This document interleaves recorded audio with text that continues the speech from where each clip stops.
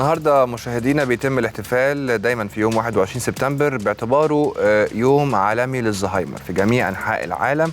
ومرض الزهايمر هو اكثر انواع الخرف شيوعا، والهدف بالاحتفال باليوم ده هو نشر الوعي حول احد اكثر اضطرابات التنكس العصبي شيوعا.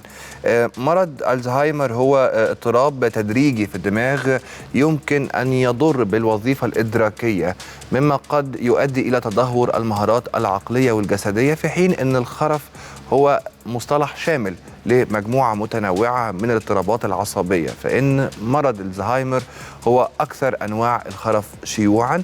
تعالوا نفهم ونعرف تفاصيل أكثر عن اليوم العالمي للزهايمر من خلال هذا العرض المعلوماتي، ونعود مرة أخرى.